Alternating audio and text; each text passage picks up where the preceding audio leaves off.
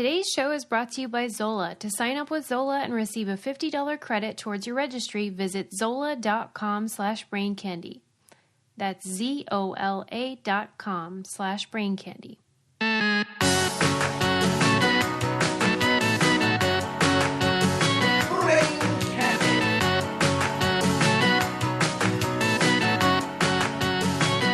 Ladies and gentlemen, boys and girls, welcome once again to the Brain Candy Podcast.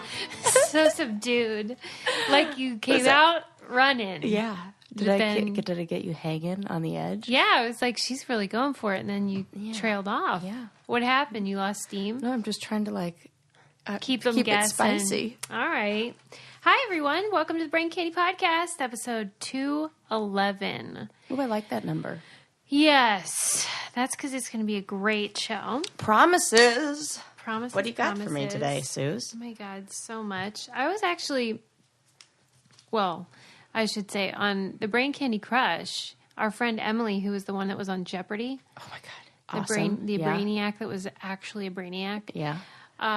She lives was like, up to her hashtag. Yeah, she's like, let's all get together, have a Southern California meetup, which I've been meaning to do with the brainiacs anyway. Yeah. And oh my gosh, we need to go to one of those trivia nights. That's true. We've At a been bar. saying that Just do for that. a while. That's like easy peasy.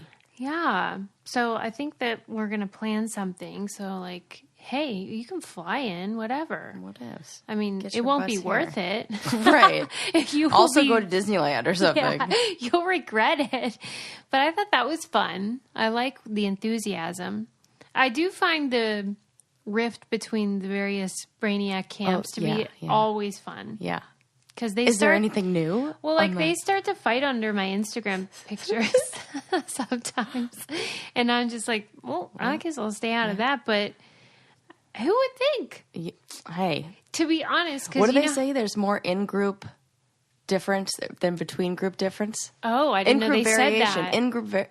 There's more within-group variation than there is between-group variation. So if you look at the overall picture of one group and compare it to the overall, the averages of another group, they're going to be more similar than what's within the group itself.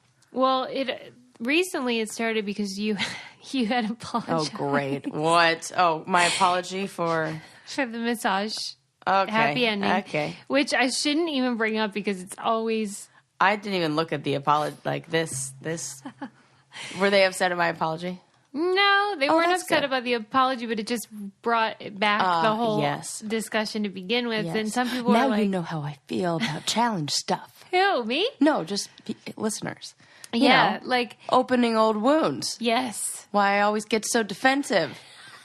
See, now you know. Now you know. Yeah. And you've tasted your own medicine. Because there's always going to be the people that are like, why do people get upset? What's the big deal? But that's something we all do when it's not a thing that bothers us specifically. Right. But has there ever been a thing that's bothered you where you've on our show? No, obviously not on our show, but on something else that you've seen or watched or been like, oh my God, I have to write a letter to somebody.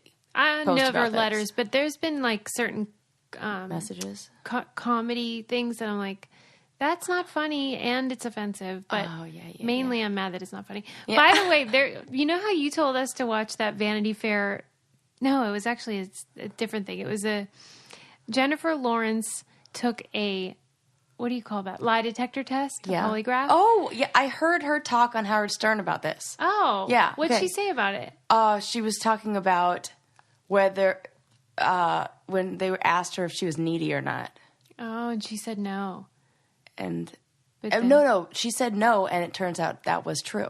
Okay. But there was one thing that she was surprised that I cut you off. So say what you're going to say. Well, I was just going to bring up the fact that they were like, are you afraid of clowns? And she was like, no, I'm afraid of how much fun I'm not going to have. And that made me laugh. I don't know what just made me think of that, but that's hilarious. But did she say that That's how I feel about magic. That's what I'm saying. But do you feel like when she talked to Howard Stern, was she saying that the polygraph was accurate and stuff? Yeah. Okay, good. What the heck was it? It was something surprising. That it was I keep thinking about this. That's always what interests me when I think about something. Kind of, because I feel like I fail when I'm telling the truth. I have fears about this. If your baseline is already high anxiety to begin with, you're thinking a lot about polygraph, about this. This is like you slipped it into the convos. Well, because we were talking about comedy and how some people find something offensive, while other person would find it funny, and that's what made me think of the clown thing. But I don't know. I would like to try a polygraph. I feel the same as you. Like I get so nervous. It's the same thing as when I said, the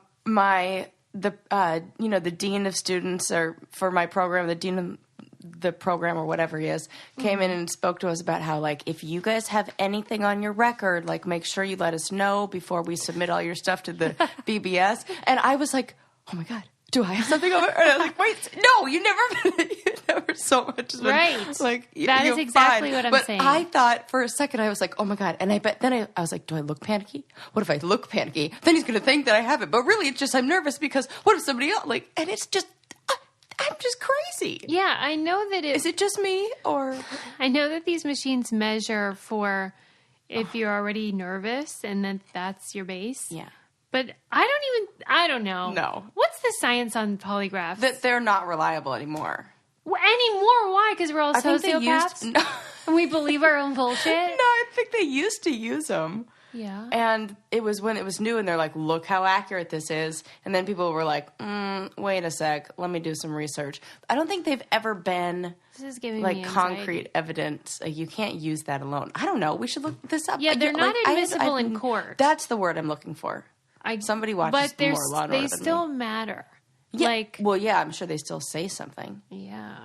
See, what question would you be scared of people asking? Oh God, I don't know. Like a million. Everything. Yeah. Meanwhile, we're the most open. Right. I think that's why. Yeah. We're so open because we're scared of, concealing something. Right. So we're like, you should just know everything about it, right? When most people are like. That's on my bucket list, though, to get one. You know what? Me too. We should lie detector each other. No, it would be the worst. It would be the worst. Because I would be so scared if they were like, is Susie your best friend? And I would be like, yes. Right. And then what if it said no? And then I was like, it's a false negative. And then I would be like. See? I actually have anxiety right now. Horrible. People probably have anxiety listening to this. Okay, well, we can change the subject. I was going to tell you that before you got here, I was reading this article that has me all angry. What? That the New Orleans Saints, their football team, I guess, I've heard. I know of this. They have cheerleaders called, I think they're called Saintsations. Oh, they should be called, what if they were called sinners? Well, Saintsations, okay. Right. Okay. They're trying to be punny, and it's not even good. But the one cheerleader filed a lawsuit because they have a code of conduct, and they claim that she was in violation of the code of conduct. What'd she do? They said that she was at a party where there was a football player there, which is not allowed. Okay. And then they said, that'd be the only incentive for me to be a cheerleader. I know. So be like, I'm gonna get that NFL player dick. Right. So then they said, even though her Instagram is private, she posted what they described as a one-piece dress. Okay. And they said that it was a violation of a modesty dress? Code of conduct. So anyway, she got fired, so she sued them. Okay. And so what's the big deal? What's crazy about it is, here's the rules. Mm-hmm. Some of the rules. Oh my gosh. Susie just whipped out that paper like she was a PTA mom who's, I don't know, peanut butter allergy kid. It's like, reaction. This made me so mad. Tell me, that I've heard that there are these codes of conduct and that the cheerleaders and the players can't fraternize. Okay. But everything is placed upon the cheerleader. Oh, of course it is. Because there's no monetary... Okay, go. So the cheerleaders can't contact players. And additionally, they're required to block all football players from accessing their social media And a lot of the players are under like aliases and stuff. So, but it's their job to figure out where they are, that's messed block them. Yeah. But the player right. can contact the cheerleader if he wants, and he can follow her if he wants. But she is required to be the defense against that. And then, so the cheerleaders aren't allowed to post pictures of themselves in like their gear, you know, like their cheerleader outfit. Yeah, and stuff. I was wondering why Natalie from the show, is that her name, Natalie? Yeah.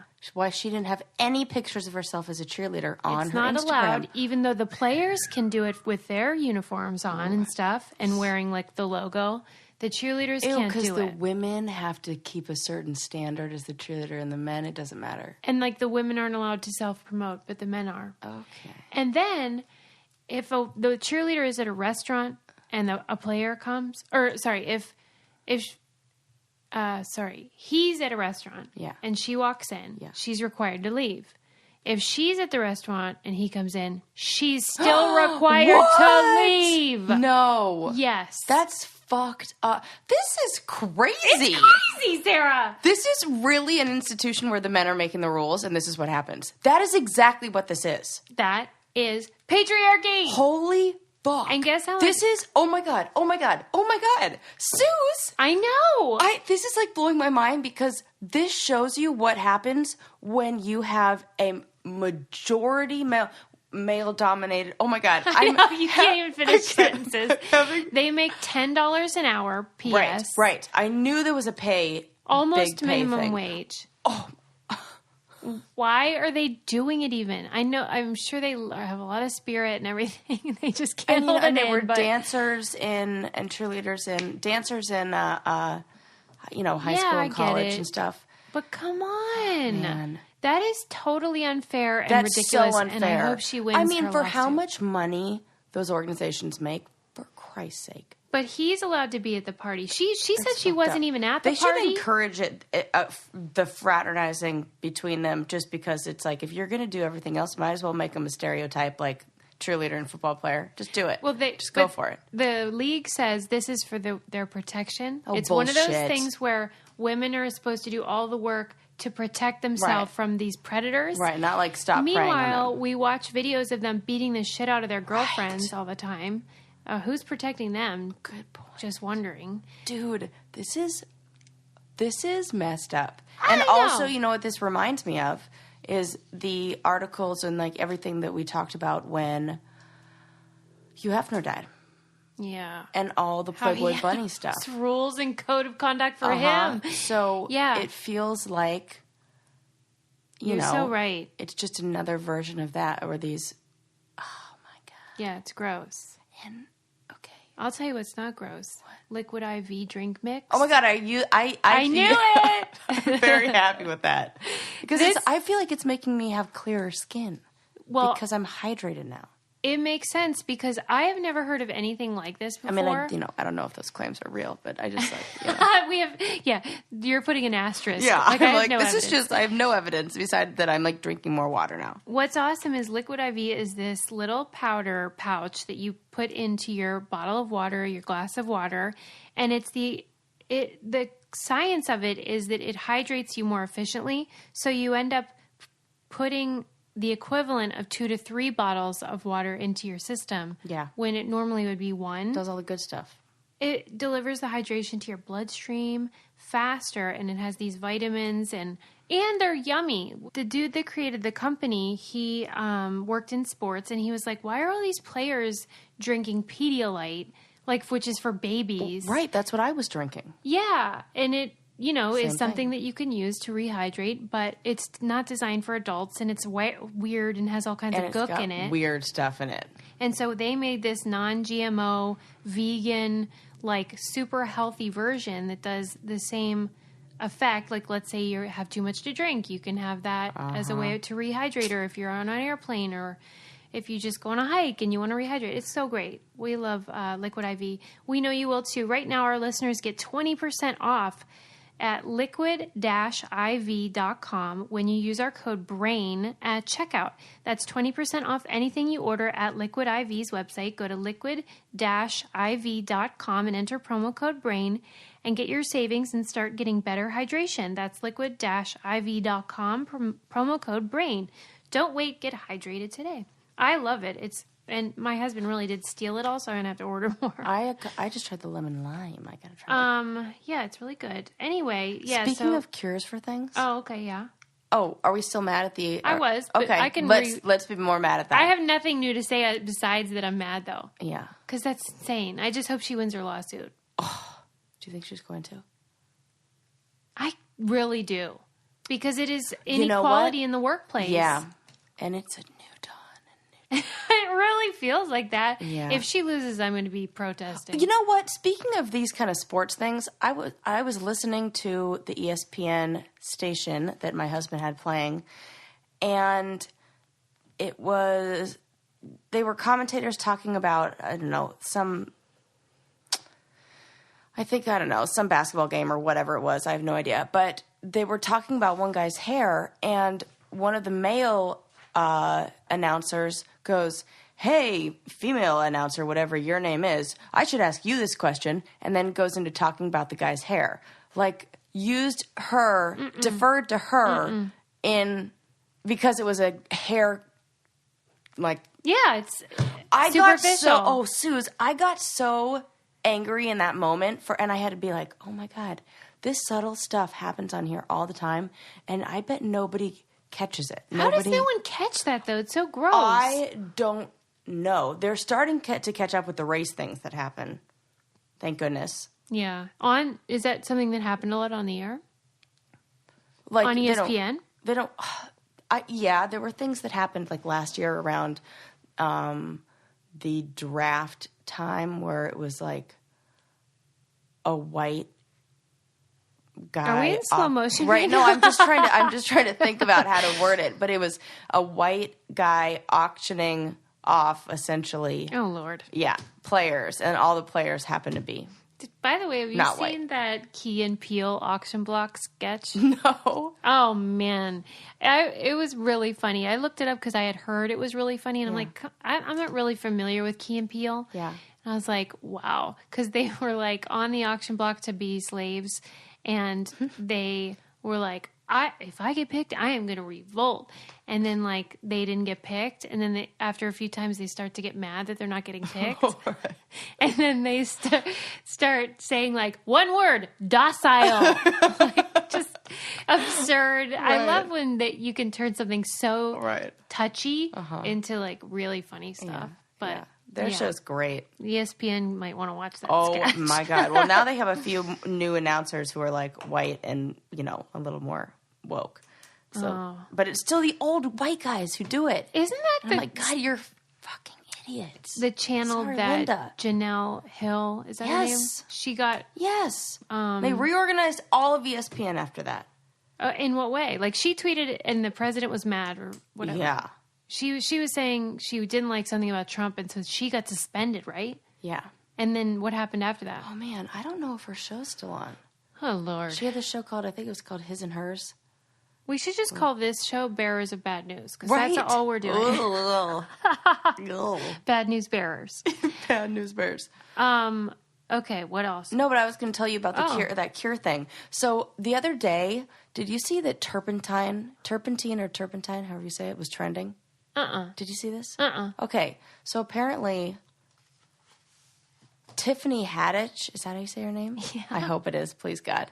She said in some article, I think it was with GQ magazine, about Beyonce? that, no, it wasn't the Beyonce thing. It was like right before this or right after this, that turpentine is like her cure for everything. And then there were a bunch of articles that came out afterwards that were like, whoa, absolutely don't use this stuff. Are you telling me she ingested it? Yes.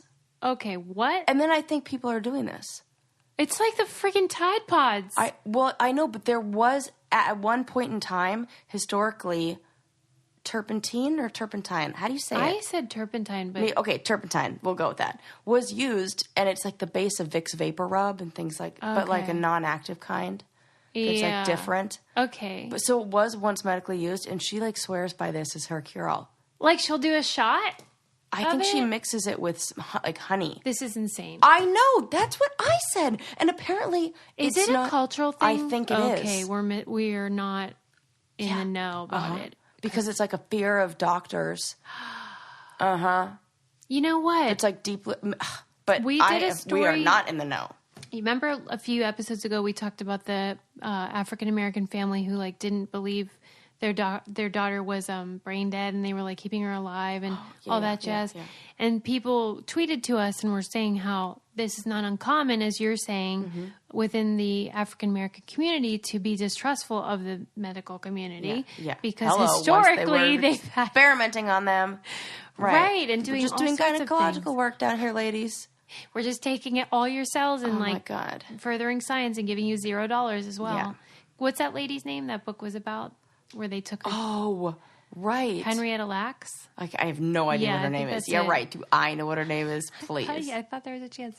I think it's Henrietta Lacks. And so you're telling me that they would use like kind of like old wives' tale type stuff? Okay. That's kind of crazy. It's like it was trending. I thought and then that was like poison. I thought so too. And then, because it was. There's an article that I pulled up. I gotta. That is so crazy. About it, but I love Tiffany, never read She it. can do whatever she damn well pleases. Oh my God, she's so funny. Is she not the best? But there was an article I pulled up. I'm gonna have to find it. Man, too bad. You know how she wears that Alexander McQueen gown? Yes, everywhere. I love it. The best thing. Oh, here we go. A long history of turpentine. But that's my favorite ongoing show. History? Do you know any of it? Well, I mean, I can tell you some right now. That the Romans used it to treat depression. Naval surgeons during the Age of Sail injected it into hot wounds. Injected it hot, like heated up and injected into wounds to stop heavy bleeding. Doctors found it appealing, even though they knew about its less desirable effects. God, this music is so great. And they used to it was a ingredient in this thing called wizard oil. It was said to, cure a bunch of things like colic, diarrhea. Kind of sounds like witch hazel. It's antiseptic too. All right, so and maybe it's like terrible. It has a terrible taste, but apparently you can obviously, but you can still eat it. So it's like they said that. It has 3 important medical requirements. It smelled loud, tastes bad, and burned like the woods on fire. So people thought, and it also has a weird. Why did you say the word loud? That's what the quote says. Why would from it this guy Thomas loud? D. Clark. He's a Kentucky historian. I think smelled loud like had a. That's kind of a cool way to describe an odor. Yeah, it is, but it's also a confusing way. Okay, smelled loud, tasted bad, and burned like woods on fire. Also, it has a strange side effect of making your urine smell like violets. So what's up with that? Well, hey, that's the upside then. So this just came up when I was, obviously this came up because, they're watching us and everything. And I was looking at the man, because that's how I got an article on turpentine came up in my search results. I did not go out and seek this, and I was reading the thing about Tiffany Haddish, and I was like, oh, turpentine's trending, and then all of a sudden that came up in the side of my, in my article request or recommendation. Oh God, that's so funny. So algorithms out there. I'm going to look that up because I'm going to need to know more about that. Oh, yeah. I'll send you the article on the history of. Maybe we'll put it in the newsletter. Yeah. If I deem it worthy. I was going to say, if you think it's I read an article in The Atlantic that I wanted to ask you about, and it was about wedding, like proposals. Oh, okay. And before I do, though, I want to say that if you happen to be engaged, you should give Zola a try because it is such a great wedding registry. If you have been down the registry road pre-Zola, it was not a pleasant experience. But Zola is free, it's easy to use, it's fun, and they have everything you love about your favorite department store. Yeah, but they have honeymoon funds, fitness classes, wine subscriptions, and Sarah was saying they have like a gazillion brands that you can choose from. And it's super easy to use for you and your guests, which as a guest, I am grateful for. There's a group gifting feature that lets multiple guests contribute to big ticket gifts. They do price matching, free shipping, and then they have a cool setup where like your registry automatically integrates into their wedding website, so guests can shop, but they can also get details about your wedding in the same place, which I thought was really cool. So they know where they're going for the freaking rehearsal dinner, but then they can also get your gravy boat. Yeah. One-stop shopping. To sign up with Zola and receive a $50 credit towards your registry, go to zola.com/braincandy. That's Zola, ZOLA.com/braincandy and receive $50 credit towards your registry. Okay, so the article that I read was talking about how proposals have not evolved, as equality or the women's movement has. Mm-hmm. In fact, since social media, there has been a backwards movement towards more and more traditional components of engagements. Mm-hmm. And I wondered what your thoughts are. I also think that the rise in popularity of the homecoming promposals. Yes. Sarah, that's a thing. I am so glad you brought that up. That did not exist when I was in freaking high school. I am baffled. Yeah, what the heck is that about? I think it's also in response to social media. People having crap to post. Yes, and it's like the pressure of who can outdo who. Whom? No. It's true though that it's become competitive. So and you're taking the most competitive group, like teenagers. And then it's like, this guy must really like me because he went to all this trouble, and it's so performative. Ugh. And it's like gross for the picture. Yeah. And I now hate all things that are like that. Tell me. Just like in general, things that are for the picture. Like I've gone in the opposite direction where I'm like, don't take the camera out. Yeah. What is that about? Yeah. No, I it's think like that's being good. saturated, Mm-hmm. I do understand that feeling of like, but now why I feel like here? it's gone in the other direction to where now we have no holiday pictures from any time because we're like all trying to prove some political and like sociological point. Do you mean like you and Landon, or like we as a community? I mean, mostly me and Landon. Yeah, because the rest of us, we're taking pictures. No, Landon and I have like none. And even my birthday, I was like reluctant to take any photos. I'm like, let's not. Yeah. What the heck? I think that actually, I understand what you're saying. It's just me, guys. Just me. I think it might be an internal thing that you're dealing with. Oh, I do. Because you are a woman who enjoys attention. Mm. And so this development that I've noticed growing, I understand that it is probably in part a response to the saturation of images and stuff and information. Yeah. But I also think there's something brewing inside of you. I do. Like I want to go undercover? Maybe that there's disease, like something in your life that you're like bothered by. Oh, this is truly deep. I have no evidence of this either, because I've noticed that you tend to take pictures when you're joyful. Oh. So when you don't, then I think that something's up. Oh yeah. But that's just my theory. Susie's got a theory. Yeah, that's a good theory. Think about it. Yeah. But anyway, I bet that is a tell for a lot of people. Yes. Like you can probably look at people's posting patterns and be like, oh yeah, it like has to, it's like, oh, I don't want people to know about everything, so I can't post anything. Mm-hmm. And what people post about, I find very interesting. Uh-huh. Because, certain people post about certain things. Yeah. But with regards specifically to the proposal thing, even in my I guess is it the discovery section of Instagram or something? Call that. It really thinks I want to see. I said yes. Does it really? I don't know why. That's funny. I think it's because I have to follow a lot of the Bachelor folks because I work with them. Oh, it's totally That's what I think. And then all the followers of the Bachelor thing follow grand proposal at Instagram. Is that a thing? No, but I bet if we looked it up, it totally freaking is. If not, I'm getting on that right now. Right. Sarah's going to be back on Instagram for that. Is there money making in that? I don't know. Or is it just strictly for fans? Ugh. Yeah, there's a lot of and that's a catchphrase that's become I said yes. Yeah. Oh, no. Like, that's always the caption, and then it's, like, a picture of a ring. And, like, he's, like... The best part is that he's always, like, blurry in the background, and the ring is in focus. Oh, yeah. And that should really tell you what we're celebrating here. Yeah. It's like... Yeah, I felt weird talking about my ring afterwards.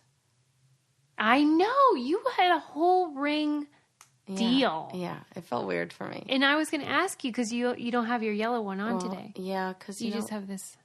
It hasn't been fitting recently. That is the worst. Well, I had surgery, so the anesthesia made me all... Yeah. And it got stuck on my finger after post, Well, for whatever reason, somebody's jewelry doesn't fit. Yeah. It's like... I always think about that, like, when people get a certain weight, for example, and then their ring's too tight. Like, the day that they're like, well, this is coming off, instead of, like, whether like, hey, I'll go on a diet. Yeah, whatevs. But that reminds me. I mean, do I need some Beachbody? Is that what you're trying to say? That's actually what I was going to say. I was going to say, maybe I need some people to commit to some insanity with me. Well, 30 days of it. A lot of our listeners have joined Beachbody and have been doing it with me. So, Sarah, if you do, you look great, though. I don't. And this ring situation has nothing to do with any kind of fitness problem that you might have. But I have been enjoying the 3-week yoga retreat, which is nice. Really Mixing nice. It up, Suze. I just want to say, like, because people might have this impression that I'm going, like, to the insanity or the P90X. Who has that's that not impression? for me. Nobody has that impression. Some people. Oh, good. Maybe that's you're like, are they listening? That's how like you think I'm asexual. I think you can't work out, and then I'm like, what people think? And people are like, oh my god, she's so athletic. This is the same thing. I'm doing my silent laugh because that's hilarious and true. Yeah, I mean, just as an aside, I get so mad when people think I'm not athletic. This is the same thing. Because it's almost like I've created this monster because I make so many jokes about it and stuff. But I was like, bitch, I win for a living. But whatevs. Now you win at 3-week yoga retreat. I do love Beachbody, and I have been enjoying it. I have lost weight, but more importantly, I feel really strong. My friend Leah texted me yesterday. She's been doing it. She actually used the word obsessed. Ooh. So I'm really excited that people are into it and are finding it enjoyable. And what's great is you can work out on your own schedule. You don't have to go to a gym. You don't even have to go outside. Oh, that sounds awesome. If you live in a cold climate especially, half the year you really... If you have kids. Yes. Yeah, could you imagine? You just put it on your iPad or your phone or your computer, whatever, wherever you are, if you're in a hotel, whatever. And I just love the service because it's convenient and I am able to stick to it. And I think you'll love it for that reason as well. And they're offering our listeners a deal. You can get a special free trial membership when you text Brain Candy, all one word, no spaces, to 303030. You'll get full access to the entire platform for free. All the workouts, the nutrition information, and support, totally free. Again, just text Brain Candy to 303030 and tweet to me. Tell me that you're doing it so we can do it together, and it'll be so annoying. Sarah, just do it. You used to do it. I know. Can you try again? I'll try. Because so not motivated. Yeah, but that's the thing is like whatever is the thing in your life you don't want to do. I know is what I should do. God, I hate that. Not just with working out. Everything. Even like I've noticed like what email am I avoiding? Right. It's totally the truth. The one I need to respond to. Totally the truth. Mm-hmm. I'm telling you. Mm-hmm. I can change your life. I know. At ACA the other night I didn't share for the first time, and I was like, I'm supposed to share. What's so ACA annoying. Again? Adult children of alcoholics. Yeah. Just like for people who have families that are, what do you call it? Human. Human. Dysfunctional. Just, adults of dysfunctional families. Yeah. I mean, it's just, life is so difficult and... I just got an update from MyFitnessPal. I mean, come on. Is it like, oh, Sarah? It's like, record your nutrition and do all that. It's probably a sign. You know what? Life is tough. It sure is, and we're all in it together. You need to do some shrooms or something. Oh my God, what if? Yeah, because I think you need a little boost of that. I probably need some Sarah. Oh my God, you're going to make me cry right here. What is happening? Wait, I promised somebody that I would tell you this. Oh no. This is great. Is it going to make me cry more? No, it's super cool. Okay. So remember when you talked about doing mushrooms on the show. Of one time you did it and you changed your life and you saw the world differently and you quit your job at like Gucci. I had a dream about that the other night. Yeah. And she said she was listening to it in the car with her kids. And I thought this post was going to be like, now they want to do mushrooms. But it turned out, she said that like a day later, her son brought it up and was saying like how beautiful that was. Right? The kitty's going to respect it. Okay, what? Tell me more. Just that it wasn't at all like I want to do drugs or anything. It was like that really made him think. And I mean, how cool is that? So not only did the mushrooms affect you, they affected some rando you don't even know. Oh my God. Thank God for shrooms. They are magic. So, I mean, that's pretty cool. Yeah, you know, because that's my whole take on having a drug conversation when it's age appropriate with your kids. And also age appropriate is before you think it is. True. Because their friends tell them dumb things. All of them. Right. Nobody's excluded. So I think it's important to like have that conversation and be really honest, you know, and I'll be like, we can totally look at what it looks like when somebody, you know, does a little bit and when somebody does a lot. And then also the best analogy that I've ever heard for drugs is using vanilla, you know, like vanilla extract. Yeah. And you say, ooh, doesn't this smell good? Isn't this like delicious? And you can do this with young kids and not even say that it's about drugs. You can just say with like a 5-year-old to 8-year-old. Yeah. Say like, let's talk about having a lot of something versus just having the right amount of something. And you give them a little bit of, you let them smell like vanilla extract. Mm-hmm. And you're like, isn't that delicious? And talk about how it makes a cake so much better and things like that. Yeah. And then you put some in a teaspoon. And you give them a taste of a teaspoon of it, and it tastes terrible. Yes. And then you're like, see, too much of it is so bad, and it's a really bad thing for you. And too much of something that smells really good or can be really good in a little bit is too much. And you don't even have to talk about what it's about, and they will get it. Yeah. Because I had a teacher do something similar with, like, you know, tactile, like being able to feel stuff when you put it into a bag. I think I talked about this, like, on here, like, episodes ago.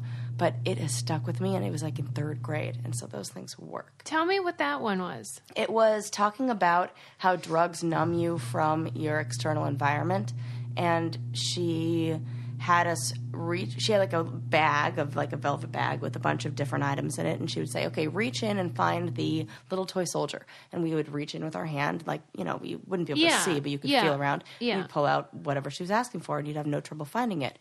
And then she would do the same thing, but put a rubber glove on her hand, and she would say, okay, reach in, now find me the, you know, marble. And you would have such a harder time finding it. And did she tell you that that was because, like, it wasn't a drug. She never mentioned about drugs. How did you apply it, though? I don't... That's so smart. I know, it was genius.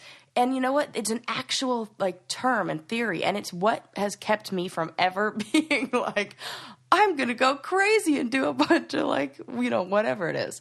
And this has always been in the back of my head, but I definitely applied it.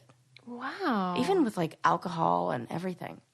Right. I'm like, oh, I'm numbing myself to the world, or I'm very aware. It's weird, though, how, I mean, I know that that's true, but when I'm drinking alcohol, I don't feel like I'm numbing. I feel like I am having so much fun and, like, getting rid of You'll know if the time when I think... Oh, like at a certain point. Yeah, I think that, like, maybe because you haven't felt like that before. Okay. But, you know. Okay, so this isn't just like for everybody, no matter even if they have one sip. No, I mean, I don't know. I'm just checking on this theory. I don't know. Yeah, I don't know how it works for everybody. Okay. But I think that if you've had that feeling, you're like, oh, I know. If you're aware that, like, or maybe you just have to have a lot of self-awareness to know this. Yeah, maybe I don't. Maybe I'm just like, this is great. Well, whether you're like, okay, I'm set. Like, what's the like the driver behind why you're consuming whatever it is, whether it's like food or relationships or love. It can be love for some people. Yeah. Now we're getting into, like, you know, just basic addiction. Yeah, right. Yeah. Sometimes it's like, you know, sometimes it's organization for some people. Like, it's whatever it is that you're like, I'm doing this. You can say it, Sarah. No, that's for, I overclean. Okay. And I noticed that, oh my God, I'm like, you know, when I'm going through shit, I even wash my hands more. My hands were like getting raw, and I was like, oh, Sarah. this is the thing. That's really intense. Yes. I just finished a book called Crazy by Pete Earley. And you should read it. No. And it's about, I think the subtitle is a father's search through the mental health industry or something. And it was about a journalist whose son was diagnosed with bipolar, kind of like the Amanda Bynes thing, like late year, like mid-20s. Yeah, that's usually when it comes out for boys. And like, everything was fine, and then all of a sudden his son was gone, and there was this crazy person. And I use that term because that's the name of the book, not because I'm trying to, what's the word? Yeah. Stigmatize. But man, it is a real dilemma. Oof, and I know I'm preaching to the choir, and as I was reading it, I'm like, I can't even talk to Sarah about this book because she already knows everything. It'd be like if you read like 101 about religion, and I'm like... No, but it really is, it's nice when other people... It'd be like if I read 101 of religion. And you were really into it. Yeah, that's true. That's a good point. Because, so the book, which I really would recommend, especially if you don't know a lot about mental health problems and how... the system is well-intentioned where, what do we do with these people? And then we know that there's a problem, which is the worst thing. Well, and there used to be those asylums, essentially. And then that was like, well, that's a problem. Yep. And then they released all those, and then they turned into an even bigger problem. Yeah, because then they're just roaming around. Then we start arresting all of them. Yeah. And they're all in jail in these terrible conditions that only make their problem worse. But... what are we supposed to do? And then you can't have people committed into hospitals unless they want to go in, which they never do because the problem is their brain. And so now there are some laws that are trying to have... Tell me about that because this book I think is from 2008 and I'd love to know if anything's changed. Yeah, there's in California it's in effect. I want to say it's called Laura's Law. That rings a bell. I think you mentioned that. Where it's court-mandated medical adherence. Or court... There's another word. It's not mandated, great. And then they have to take their meds, right? But it's like, you have to, but you don't have to. So they're like, look, you'll get access to a bunch, So incentivized. It's incentivized, and then the majority of them want to comply. And once you do get them medicated, do want to. But then there's a whole bunch of others the book. We've argued both sides of this. And when I took public mental health, every day I came back home like, well, we're screwed. Exactly. Everything is effed. Everybody sucks. All these services, it's all messed up. But it's nobody's fault either. Nope. And, I mean, there were some presidents who didn't follow through. I want to say it's either Reagan or Nixon who, when they deinstitutionalized everything, was supposed to find a solution to it. Yeah, they were supposed to give a lot of money to city and, county run. Yeah. The funding never came through. Never came. Yeah. So. Yeah, and when I finished this book, I felt like what you're saying, where I was like, well, I feel educated now. I feel like I know more. Yeah. But that was bad news that I got. The stuff I learned wasn't encouraging. But, hey, it's always good to learn. Yeah. Anyway, stop washing your hands, Sarah. I know. No, but, yeah, coping mechanisms are oh God, a fascinating thing. Yeah. And we all have them. Yep. We're all in the same boat. Yep. I mean, that's a consolation, right? Yeah. And then I started noticing things that, maybe they're not ticks on people, but tells that when people get nervous, just because you get in the habit of starting, people who you're around more. I'm like, oh, yeah. Like when a throat clearing thing.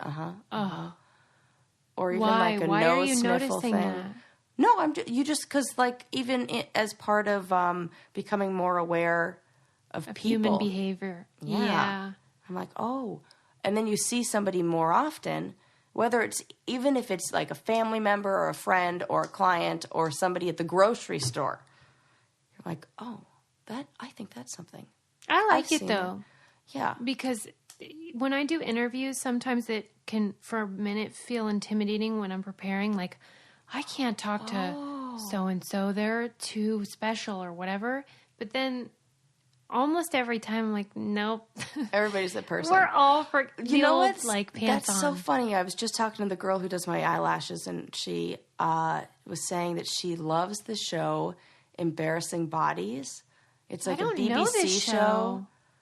It sounds like I would love it. Right? Okay, so it's in England, and you go down. They have these booths set up where it's people can just walk in, and it's almost like admitting, deep dark secrets. But the deep dark secret is, hey, I have this growth under my armpit, or I have this mole over here, or I have this weird thing that's happened to my body, and they find that people have crazy stuff going on. Do you have anything? Oh. You don't. Oh, you know what I do? I have a lot of skin. I have folliculitis. Yes, I've never gotten treated. That's right. You don't like that about And I have psoriasis on my arm. When I get stressed out, I get patches, but you can never really notice it because I'm tattooed there, so you can't really see the flaky, you can't see the red dots. Oh, wow. Yeah, so on this arm I get just on that arm. Yeah, and sometimes when it's really bad on my right arm, but most of the time on my left, and you can't really see it. But I have long labia. that could be a gift, not a medical curse. Sometimes I'll be like, what can I say that will make Sarah laugh? And sometimes it works. That's it. Do you think everyone has something on their body, though, like that? Yeah, and I think it's nice. She said she loved the show because it shows that, we're all just people. And everybody's got weird stuff. Yeah. Everybody's got weird stuff. Everybody has weird stuff. There was somebody I was thinking of recently, though, where I'm like, they have nothing weird. I think it was a celebrity. Oh, my God. Did you hear that Jennifer Aniston and Brad Pitt are back together? It's just rumor, but I saw kissing photos. What? George Clooney set him up. Oh, my God. Stop it. What? Hold on a minute.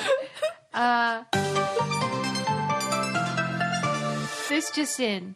Brad Pitt and Jennifer Aniston have been seen smooshing. For real? Well, I saw it on the cover of a magazine, and it looked like a recent kissing picture. No way. I'm not buying it. I pray to the patron saint Perez Hilton celebrities.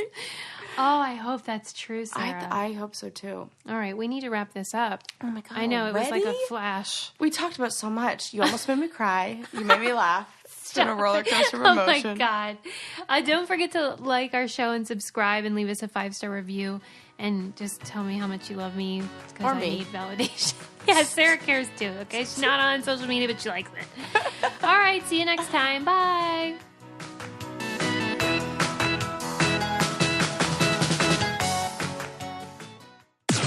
This podcast is brought to you by Wave Podcast Network. Check out all of our shows, including the Brain Candy Podcast, I Don't Get It, Babes and Babies, Coffee Convos, and Let's Talk About It.